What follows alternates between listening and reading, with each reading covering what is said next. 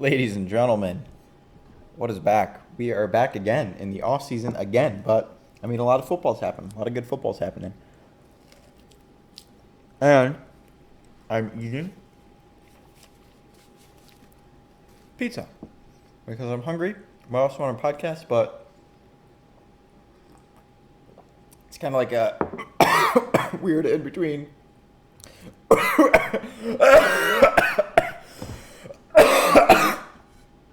I think I might survive, but I don't know. Anyways, NFL draft day 1 happened. And we're going to talk about it real quick. I don't think there's much to talk about fantasy-wise. But there are a couple of good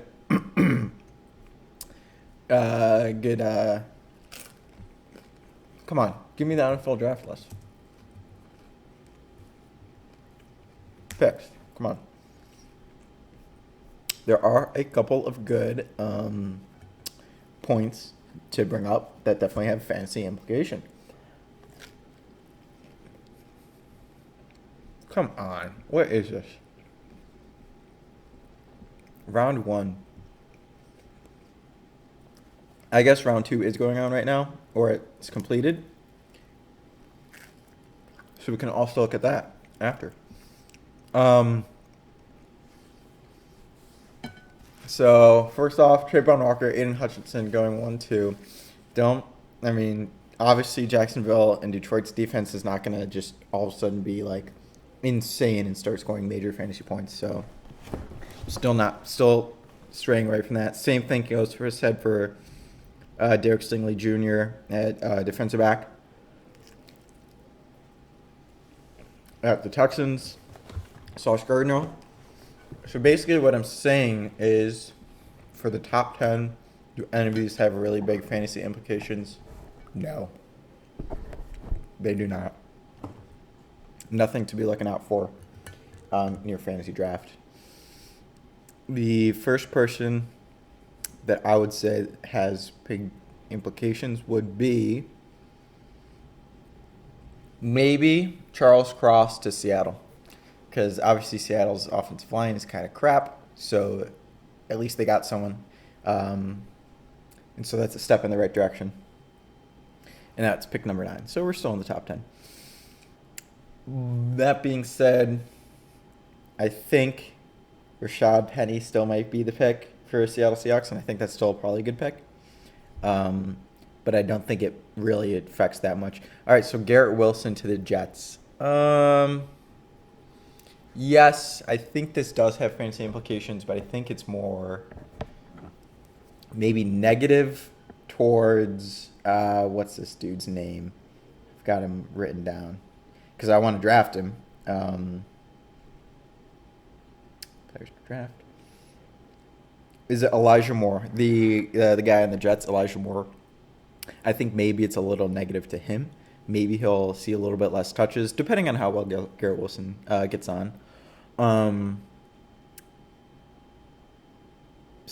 But Zach Wilson, Garrett Wilson, maybe they've got that last name connection. Maybe it's going to be too much to break into for what's-his-face? Elijah Moore. But who knows? I don't know. I'd still take Elijah Moore. Chris Olave to the Saints might actually be pretty good. He could be worth, a round 8 pick. I actually have no clue what these guys are. Their ADP is going to be by draft time, but right now I'd say Chris Olave, round 8. Jamison Williams to Detroit. Definitely has some fantasy implication. Mainly a little bit towards Jamison Williams, but I think a little bit towards Amon-Ra St. Brown, maybe a little bit towards DJ Shark. I guess I don't really know the situation, but any wide receiver from Alabama seems pretty damn good to me. I mean, they're kind of killing it in the league right now, so I don't know. I'm thinking maybe I'd take Jamison over DJ Shark. I'm not that big of a DJ Shark fan, so I'd take Jamison over DJ Shark for sure. All right, next big one. Johan Dotson to the Commanders is big. I think that's a great pick. I think Jahan Dotson's kind of a beast, from what I remember seeing him play. And Scary Terry. I don't know. The Commanders just don't have they really don't have a quarterback, I don't think. So I don't think it takes away from Scary Terry, but since we're now a keeper, all right, cat's out of the bag. But he might be worth taking now because he could be better in the future. Traylon. Oh, I guess it doesn't mention. Where does it? I kind of skip. We'll get back to it. We'll just go through the draft list and then we'll get to a couple of the trades. Traylon Burks to Tennessee Titans. They don't like passing the ball anyways. Can he pick it to the Steelers? It kind of remains to be seen still, I think. If Mitch holds... Ooh, you know what? Now that I'm thinking about it, I don't know if I want to draft it. I do want Deontay Johnson, but do I want him if Kenny Pickett? Well, I think maybe I don't know. If it remains to be seen. But I'm going to say I'd rather have Deontay Johnson on my fantasy team if Kenny Pickett is throwing the ball to him than Mitch Trubisky. Yeah, I'll say that. Buffalo Bills drafted a cornerback from Florida. I think that's gonna, improve, bolster the defense. So there's still gonna be defense to take. Baltimore Ravens got Tyler Lindenbaum. That's just better news for Lamar Jackson and that whole program. Dax Hill to the Bengals is not gonna revolutionize their defense. They're not just gonna be amazing. So pretty much that's it. I mean. It's not going to be a crazy long episode. I think it's just going to be a quick update. Hey, how you doing? And I guess the other two big trades, I don't know what I guess I can't. I mean, Detroit traded up, right? But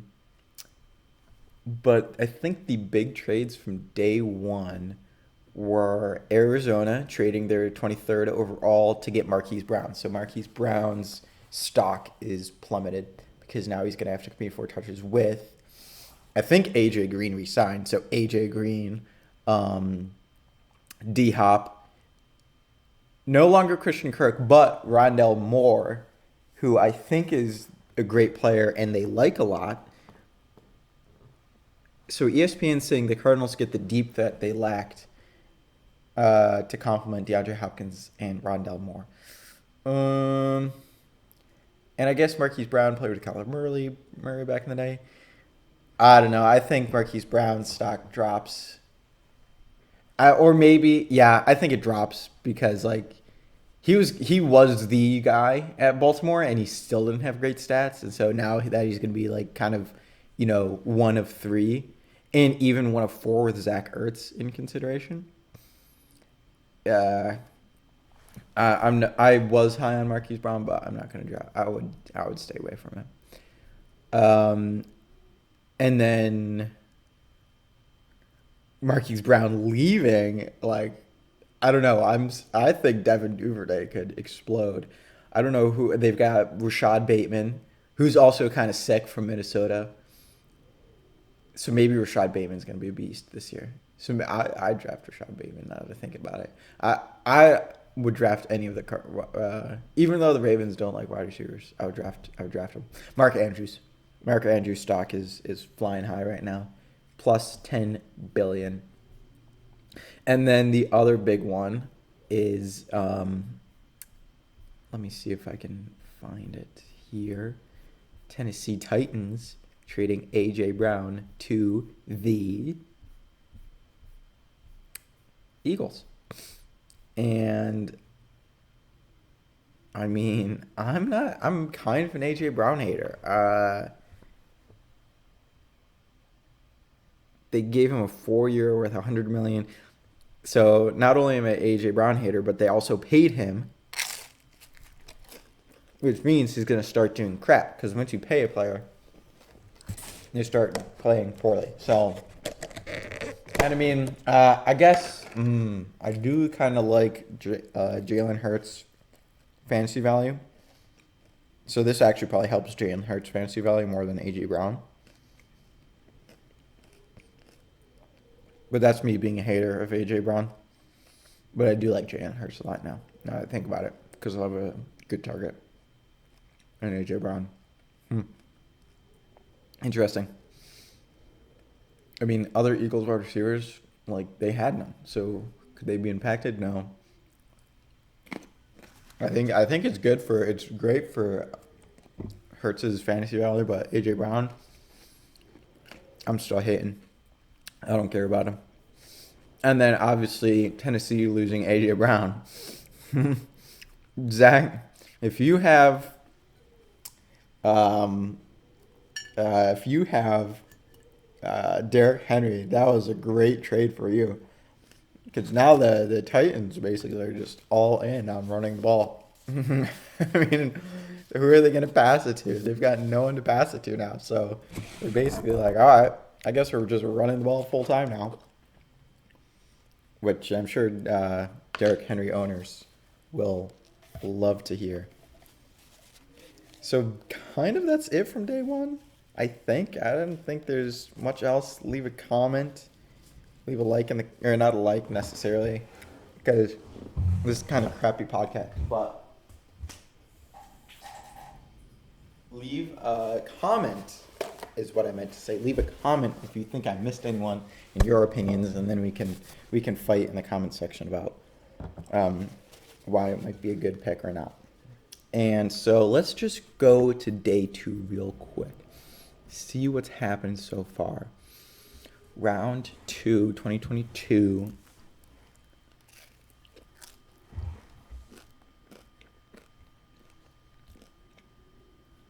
Oh, I just scratched the top of my mouth with this pizza.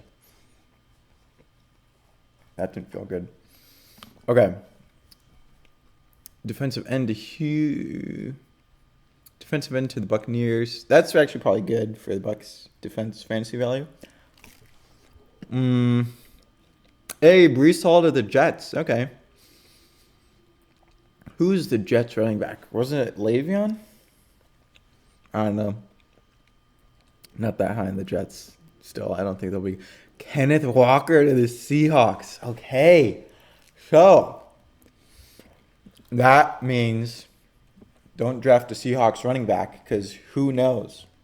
Well, no, not necessarily. When the time comes, if they've decided on a running back, I draft that guy. But if they haven't decided on a running back, when the season starts, I mean, I think Kenneth Walker will definitely share some touches in his first year with Rashad Penny and Chris Carson, because Chris Carson's injured all the time. So, and then Rashad Penny's kind of made of glass as well. Kenneth Walker, take him late round. Or maybe late is harsh, but you know what I mean. Like if they say Kenneth Walker is going to be their guy, take him early. Take him very early. But if they say, running back by committee, then I wouldn't quite take him. All right, David Ojabo to the Ravens. That's a great pick. The Ravens defense is going to be nasty. If they stay healthy this year, it's going to be nasty. And then the Lions just took another defensive end, Josh Pascal, to complement Aiden Hutchinson. Interesting. All right, so that's picks 1 through 14 of this year's draft. So not much. Still kind of stay away from the Seahawks running back. Well, I'd like Seahawks running backs, but Chris Carson's always injured, and I feel like they are not set on giving Rashad Penny the starting job. Maybe, but maybe I'm dumb. So we'll see. We'll see that again. So next up, real quick, last couple minutes of the draft of the pod, is they're doing mock drafts on fantasy again. So get in now. Get in while you can. And I did one. Was this the one that I did, or did I? Yeah, this was the one that I did. Okay. So in this mock draft, which was all computers except for me, first overall, Jonathan Taylor. Second overall, Javont Williams. This was before they signed Melvin Gordon back to a one-year contract, which I think is going to drop Javont Williams' value by a lot again, because I think that means they're probably going to play running back by committee again, which means Javonte won't get that many touches. Unless they just commit to having Melvin like be a kind of like a coach for Javonte Williams, more or less. Deebo Samuel goes third overall ahead of Austin Eckler. Interesting. I would take Austin Eckler over Deebo Samuel, even though I like Deebo Samuel a lot. Cooper Kupp at 5, Justin Jefferson at 6, Jamar Chase at 7, Derrick Henry at 8. So then I come up at 9, and kind of my pick of the litter is Najee Harris, Alvin Kamara, Christian McCaffrey, Devontae Adams, Tyreek Hill, Joe Mixon. That's kind of who those are the 1, 2, 3, 4, 5, 6 that I'm looking at, and they were presented to me. And as I'm sitting here, I'm thinking, no way I'm taking Christian McCaffrey. Guy's made of glass, apparently. He's made of glass. Even though the Carolina Panthers just bolstered their offensive line, I think he's just going to be, I think he's too injury prone at this point in his career. I don't think he's going to make a full comeback. Alvin Kamara. Just with Sean Payton leaving, I mean, you lose a head coach like that, I don't know. I just don't know. It's going to be tough to replace. And I'm sure the Saints have a great, front office and they'll figure something out, but I don't know. I just don't. Well, then again, Alvin Kamara kind of killed it this year with like Jameis playing. He just doesn't do it for me. Tyreek Hill, too unknown. Obviously, he's a great player, but too unknown if the Dolphins are going to bring it all together. Joe Mixon, honestly, is not a bad shout. Not a bad shout at all. Because, the Bengals might kind of have like a hangover of like outperforming so well this past year.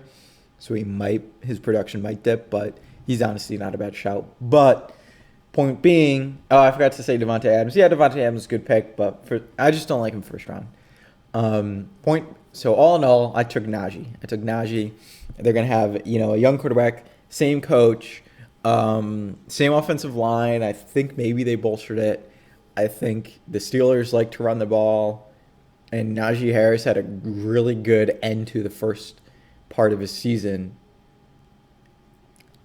Had a really good end to his first season. And I think he's going to pick up right where he left off. I mean, he was killing it. And I think he's going to continue to kill it because, the Steelers like to run. They got a good offensive line. And that's just their identity, more or less. And then, so I was picked 9, which I will be in the Justice League. And then, so the next person took Kamara. The next person took Christian McCaffrey. And so round 2, I like Devontae Adams round 2. I'm taking him round 2. I think Derek Carr could definitely get Devontae Adams the ball. Not so great as Rodgers, but Devontae Adams is going to be the guy there. Like he will be the guy, and I think Carr is good enough to get him that ball. So I have faith. So Devontae Adams went for me round 2. And then fast forward, because I didn't have another pick till the end of round 3. So the end of round 3, kind of who I was looking at. J.K. Dobbins went right before, which is a bummer because I like J.K. Dobbins. But round 3, I don't know. Maybe. So I was kind of looking at D-Hop, Travis Kelce, Nick Chubb, Saquon Barkley, Elijah Mitchell, DK Metcalf, Zeke, that group of guys. And I went, is conservative the right word? No, I think I made the wrong pick, actually. I look back and I regret taking the guy that I took. Not by a whole lot, just by a little bit. And so the guy that I took Elijah Mitchell, kind of what I thought was going to be a safe pick. San Francisco's 49er running back. He just kind of made the glass. So he got injured a lot at the end of last season. But when he was in the backfield, he was killing it. The only problem is they do kind of like running back by committee. So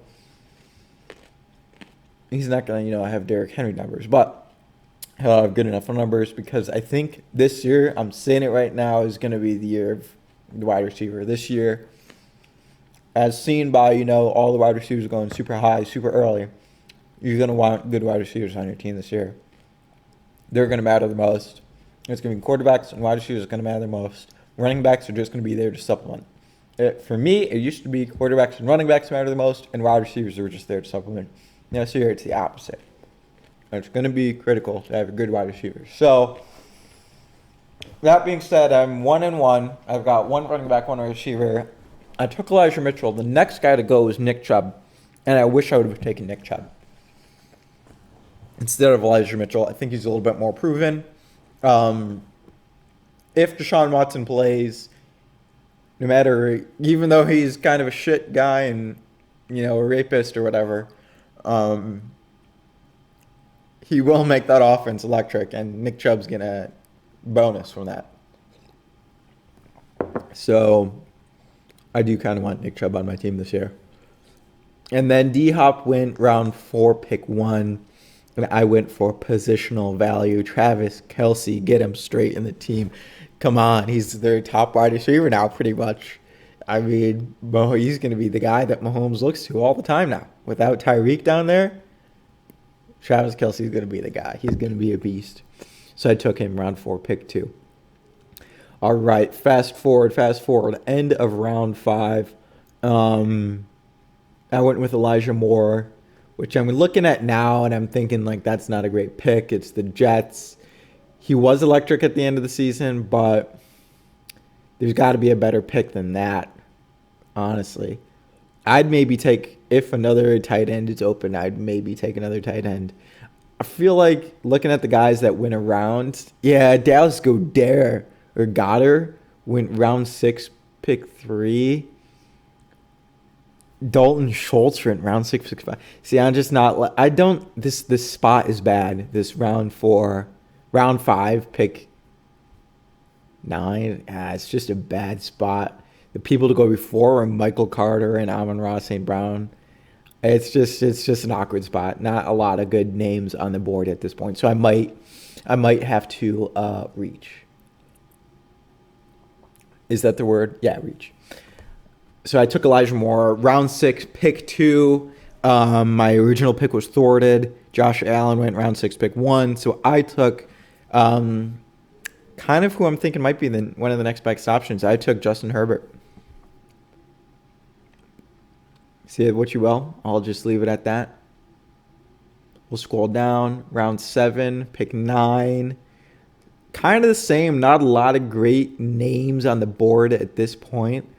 So I reached a little. I took Jerry Jeudy.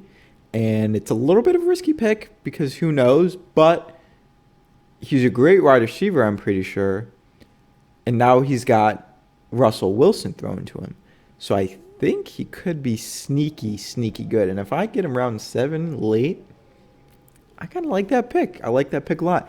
And then I like my round 8 pick as well. I took A.J. Dillon, who I think is kind of the future at Green Bay. I know they like their oh, man. And I am kind of disrespecting my guy Aaron Jones with this pick. But, I mean, just look at the end of the last season. They did give Aaron Jones a lot of production on the goal line, but A.J. Dillon was the guy doing almost every down up until, the red zone. And I think if they just keep along that path, A.J. Dillon's going to be their guy, and Aaron Jones isn't going to get as many touches. So I like A.J. Dillon this year in the draft. End of round 9, I take Christian Kirk. Beginning of round 10, I take Raheem Mostert. Jeez, did I make some... I'm really kind of prospecting here. So what did I do? Najee and Devontae, I feel like, are safe picks. Round 3, Elijah Mitchell wasn't a great safe pick. I could have made a safer pick with Nick Chubb. And then Travis Kelce. So, 3 safe picks, 1 kind of risky pick. End of round 5, another risky pick. And then Justin Herbert. So I'm 4-2. Then round 7, I'd mark that as a risky pick. AJ Dillon, I'd mark more or less as a safe pick, so 5 and 3. Then end of round 9, I take Christian Kirk, so 5 and 4. And beginning of round 10, Raheem Mostert, so I'm 5 and 5, safe and risky picks. Which I'm now looking at it and I'm just like, maybe I should be taking more safe players because I don't know, just my risky picks have never really worked out. I think it's definitely a better fantasy play to go for the quote-unquote safe pick, who you might think is safe pick. Then again, Aaron Kaplan, we talked about this last year, but Aaron Kaplan thought he had a very safely picked draft. And I don't know, maybe we can analyze it a little bit more. Like, was that really a risk with the players that he was taking? But it seemed safe and turned out it was incredibly risky because his team just didn't perform last year. Dang, and he was pick 9 too. So it's not a good look for me. My 2-year dominance of the league might be coming to an end. All right, round 11, I go defense, 49ers. Round 12, I take another tight end. I think it's because I didn't really like the names on the board at that point. But I go Dawson Knox, who I think could possibly be a beast. We'll see. Round 13, I don't know why Tyler Boyd is all the way down in round 13. Someone let me know. I'm not really sure because I thought he was kind of like a really good player. But obviously Jamar Chase. Oh, T. Higgins. So he is number 3. Jamar Chase and T. Higgins. I forgot about T. Higgins. Okay. So, yeah. I'd probably wouldn't take Tyler Boyd at that point. I don't know who else I would have taken. Round 14, pick 2, I take Curtis Samuel, which is no longer going to be a good pick because they've got Johan Dotson. Round 15, Matt Gay, kicker. Round 16, J.D. McKissick, Commanders. Just kind of a toss throwaway. Oh, wow. I picked Matt Gay over Evan McPherson and Justin Tucker. Do I regret that? Looking at this back, I do. You should take Justin Tucker. If you're going to be the first one to take a kicker, take Justin Tucker. I think that is the lesson. So anyways, that was the episode, pizza episode, eating episode, post-draft episode, post-season / preseason episode. Just some insight into what I'm thinking as the fantasy season is we're not even like, I feel like we're about halfway through. We're about halfway through because fantasy ended in December / first weekend of January, second weekend of January. And we're now at the end of April, beginning of May. So, 5 months plus another 5 months is October. So, yeah, we're a little over halfway. We're a little over halfway since until fantasy is back. What is it?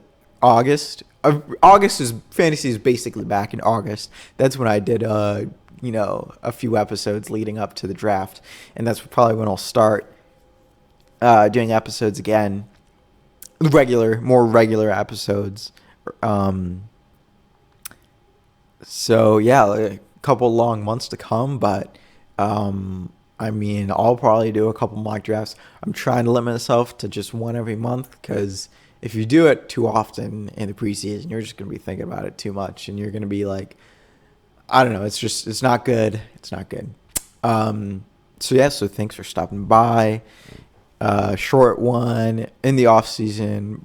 Might not get too much interaction, but felt I would get this out there anyways, in case you're fiending for some fantasy content, which I'm pretty sure most people will have moved on by now.